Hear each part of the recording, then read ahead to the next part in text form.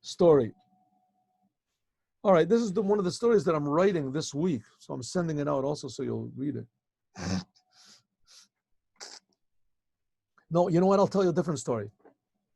The Kloisenberger Rebbe. A story about the Kloisenberger Rebbe. Did I tell you about the story of Kloisenberger Rebbe and Yom Kippur? Did I tell you this story? All right, I'll tell it to you now. When the World War II was over, so the Allies took the Jews that were in concentration camps, and they brought doctors and gave them food,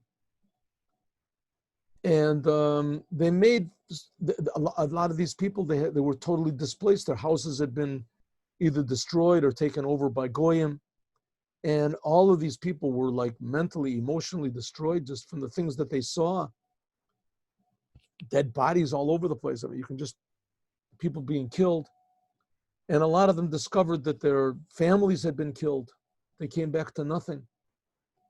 The Kloisenberger Rebbe, they say he lost 11 of his children, his wife, his parents, his wife's parents.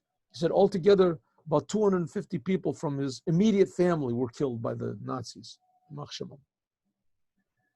Anyway, they put them together. I don't know where this was, but there were these recuperation camps that they had.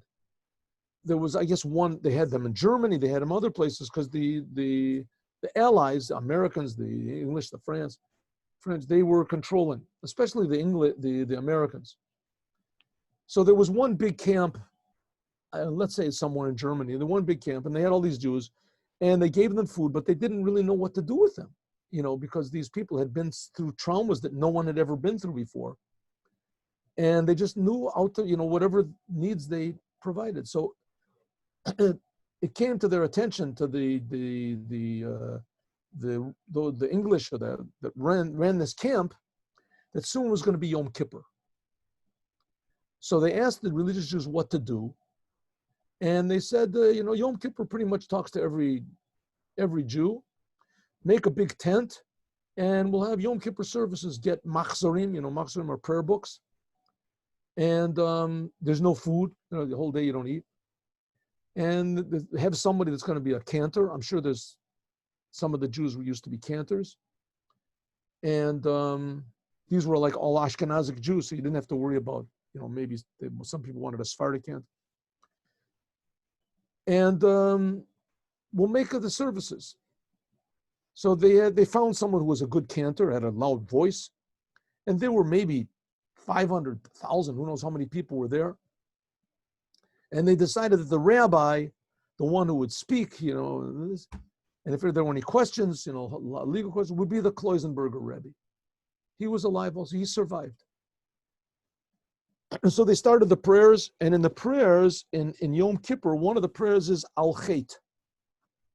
Al-Chet. Al-Chet shechatanu ba'azad metzach, Al-Chet shechatanu be'enayim ramos, Al-Chet shechatanu b'raglayim rotzis l'ra, Al-Chet shechatanu. On the sin that we sinned with brazen head, brazen, what is it, metzach. I'll sin that we sinned with our eyes, on the sins that we sinned with our arms, on the sins.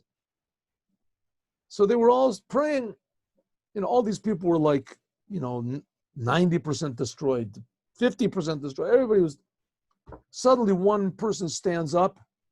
He says, I'm not saying this prayer. I'm not saying this prayer. Everybody said, sit down. We all have problems. Sit down. You know, it's okay. Don't worry. No, I'm not saying this prayer. On the sin that I sinned with my eyes, on the sin that I sinned with a brazen metzach, on the sin that I sinned with my hands, I sinned with my eyes. I didn't lift my eyes up for 4 years. I sinned with to be brazen, to be cruel. The Germans, I sinned with my arms. I couldn't move my arms.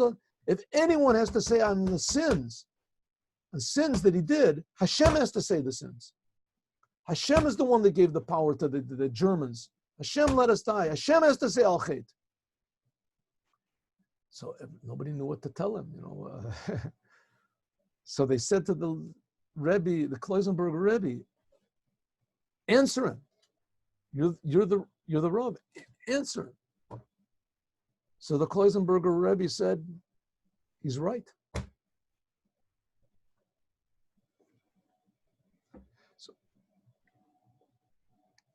So everyone burst out crying, wailing. After they finished, he said, but I want to tell you why I said al-chet, on the sin that I sinned. I will tell you my sin. So I didn't blame God. I'll tell you why I sinned. He said, every morning in our camp, the guards were really cruel. He used to wake up everybody. Early in the morning, we had to stand in line. They would pick one person. They would give him a big brick, and they would make him run up this set of, like a fire escape. He would have to run up the stairs and then run back down. It was like two flights. And then they would put another brick. And if he did it 10 times, then they would let him live. And if not, then they would torture him in front of us to death, and everybody had to watch. So that's what we did every morning. He said, in the nighttime, everyone went to sleep with the same prayer on their lips. The prayer was, Hashem, please let me die in my sleep, that I don't have to see this in the morning. What's the sense of being alive?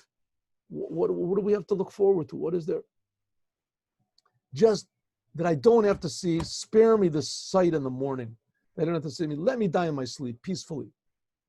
So that's why I said al-chet. Because I used to also say that same prayer. As I say the same. The reason I'm saying al-chet is I should have said, Hashem, take us out of here. Free us. Send Mashiach, let us out. But we were thinking so small that even I said that. Hashem, that I should die in the night, I shouldn't wake up in the morning. So from that we learn we have to think big. We need Mashiach now. And that Hashem will explain to us and show to us, like the Rebbe said before he was 3 years old, that Mashiach is going to come and explain all of the pain and the suffering of all the Jews with Mashiach now. Have a good day, everyone. 3 o'clock, class.